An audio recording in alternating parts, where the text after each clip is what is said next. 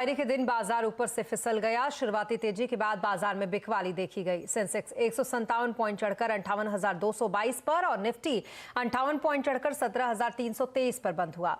Market का हाल समझते हैं सुमित से।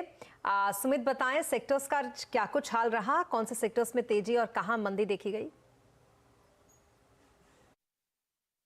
देखिए, आज मेटल में अच्छी खरीदारी थी। तो पहले जेएसडब्ल्यू स्टील की बात करेंगे, जहां इंडेक्स के टॉप गेनर्स में इसका नाम शुमार था। तो जेएसडब्ल्यू स्टील, कोल इंडिया, हिंडाल्को और टाटा स्टील, यानी कि निफ्टी के टॉप गेनर्स में चारों के चारों नाम आज मेटल में ही आपको दिखाई पड़ेंगे।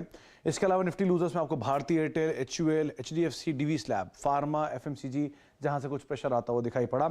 मिड कैप गेनर्स में भी JSW energy, Bharat forge, news flow का इंपैक्ट, परसिस्टेंट सिस्टम और फोर्टिस हेल्थकेयर करीब 4% के आसपास की बढ़त वहां पर आते हुए दिखाई पड़ी। इसके अलावा मिड कैप लूजर्स में Dalmia Bharat, clean science, IGL और आईडीबीआई बैंक कुछ ऐसे नाम जहां पर 1 से लेकर 2% तक का फॉल आज के सत्र में आता हुआ दिखाई पड़ा। एफ&ओ गेनर में लीड कर रहा था Bharat forge, persistent system, India cement और इंडिया बुल्स हाउसिंग, जहां पे करीब 6% तक का मूव भी बनता हुआ दिखाई पड़ा। एफ&ओ के लूजर्स में गोदरेज कंज्यूमर, लुपिन, भारतीय एयरटेल, बायोकॉन 2.5 से लेकर 0.5% तक फिसलते हुए दिखाई पड़े।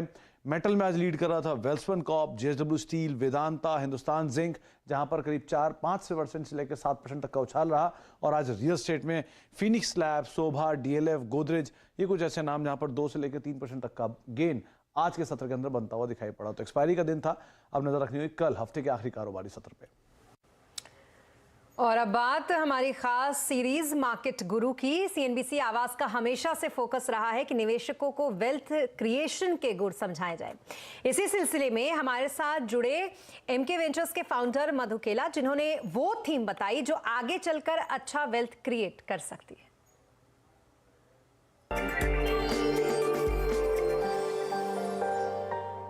इस समय और कहाँ अपॉर्चुनिटीज हैं? एक तो आपने फाइनेंशियल्स की बात कर दी, और कहाँ अपॉर्चुनिटीज है मार्केट में? तो 2 टैक्टफुल अपॉर्चुनिटीज मुझे लगती है अनुज। एक तो ये एक फाइनेंशियल से, दूसरा एक लॉन्गर टर्म मुझे ट्रेंड लगता है ना, इसके ऊपर 2-3 मिनट लगा दें। बिल्कुल, हमारे बहुत टाइम है। एक मैन्युफैक्चरिंग का ट्रेंड लगता है अनुज। ओके। तो अक्रॉस द बोर्ड जो मैं लोगों से बात कर रहा हूँ और जो मिल रहा हूँ ना, तो एक ये जो चाइना प्लस की जो बातें हो रही ना, एक्चुअली ये रियलिटी है। पूरी दुनिया की दिग्गज से दिग्गज, बड़ी से बड़ी कंपनियां भी ना आपके सामने आके बोल रही है। पहले ये था कि अगर आप $10 बोलो, वो बोलेगा चाइना में मुझे $8 मिलता है। अब वो आके ये बोल रहा है कि मैं $11 दूंगा, लेकिन पर मुझे इंडिया में बनवाना है, मुझे एक अल्टरनेट सोर्स चाहिए। क्योंकि चाइना में इतनी प्रॉब्लम चल रही है। चाइना में प्रॉब्लम चल रही है, लोगों को अल्टरनेट एक सोर्स चाहिए। लोगों ने ये देख लिया कि काफी वल्नरेबल हो गए हम एक कॉस्ट के ऊपर डिपेंड करके ना। कहीं पे भी इस लाइक वही है ना, पोर्टफोलियो में अगर आपने एक ही कंपनी में पूरा पैसा डाल दिया तो ऑब्वियसली वो उसका कहीं ना कहीं तो रिस्क फैक्टर आएगा ना, वो कितना भी अच्छा कंपनी होगा। तो वो चाइना ने प्रूव कर दिया, चाइना में प्रूव हो गया लास्ट 2-3 साल के अंदर।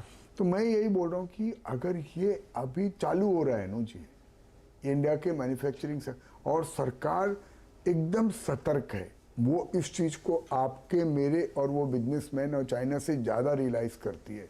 तो अगर ये पीएलआई स्कीम के तहत अब सरकार बोल रही है कि हम 2.5 लाख करोड़ रुपया का इंसेंटिव देंगे।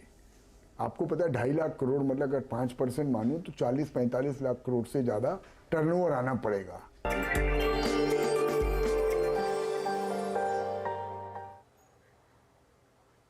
भारत लंबे वक्त के लिए बुल मार्केट में है, ऐसा मानना है एमके वेंचर्स के फाउंडर मधु केला का। सीएनबीसी आवाज के मैनेजिंग एडिटर अनुज सिंघल से बात में उन्होंने कहा कि दुनिया के दिग्गज निवेशकों ने तो अभी भारत में निवेश करना शुरू भी नहीं किया है।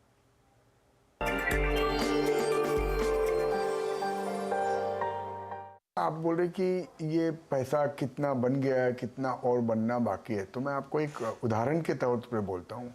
सबको लगता है कि अमेरिकन मार्केट तो एकदम मैच्योर हो गए हैं, वो तो डेवलप मार्केट है, राइट। आप जाके देखिए नास्डैक की हिस्ट्री में लास्ट 3-4 साल में कितना पैसा बना है, कितने शेयर वहां पे भी 10 गुना और 100 गुना हो गए। बिल्कुल, वहां पे भी। तो जब वहां पे इतनी सारी अपॉर्चुनिटी है, तो इंडिया में तो अभी जीडीपी ग्रोथ भी है यहाँ पे तो रिफॉर्म्स भी है, यहाँ तो इसको तो डेवलप मार्केट बनना बाकी है। और आपको एक बहुत अच्छा डेटा पॉइंट देता हूँ, शुरुआत इससे करते हैं। हम लोग अनुज रिसर्च करते रहते हैं डिफरेंट टाइप की। तो हमने इस बार जो दुनिया के 25 दिग्गज इन्वेस्टर्स है ना, उनके ऊपर रिसर्च किया। मतलब उसके ऊपर रिसर्च क्या की, चाहे वो वॉरेन बफे है, चार्ली मंगर है, और उस टाइप के बड़े बड़े जो लोग हैं ना, आपको पता है उसका एक कॉमन कैरेक्टरिस्टिक क्या है, 25 के 25 का पूरा, कि किसी का भी पैसा अभी तक इंडिया में नहीं है। अच्छा, किसी ने इंडिया में पैसा लगाया ही नहीं किसी अब ने तक। पैसा नहीं लगाया इंडिया में। तो ये लगाएंगे, लेकिन कभी ना कभी तो वो लगाना तो पड़ेगा इनको। लगाना ही पड़ेगा दोस्त, लगाना ही पड़ेगा। जिस हिसाब से अभी इंडिया आगे बढ़ रहा है, जिस हिसाब से प्रोमिनेंस वर्ल्ड में इंडिया अचीव कर रहा है, तो मैं बोल रहा हूँ हमारे पीछे तो अभी इतने सारे लोग हैं। अभी तो सबसे दुनिया के जो महान लोग, सबसे जो शानी लोग, वही यहाँ पे नहीं क्यों नहीं आए। आया मधु भाई, कोई आइडिया है? बट नहीं है मनोज, वो सबका अपनी अपनी धारणा है। उनको लगता है कि अभी भी डेवलपिंग मार्केट है, जो पॉलिटिकल इश्यूज होगा एक्सेट्रा एक्सेट्रा, प्लस उनको हो सकता है साइज नहीं मिलती होगी इतने बड़े बड़े, मतलब अगर किसी का होगा भी तो बहुत मीनिंगलेस होगा, मतलब it is not worth mentioning ऐसा। तो आगे अगर आप ये बोल रहे हैं ना कि बड़ा पैसा जो बनना था वो बन चुका है कि आगे बनने वाला है, तो उसका आंसर दोनों ही है। काफी सारा बना भी है और बहुत आगे बनने वाला भी है।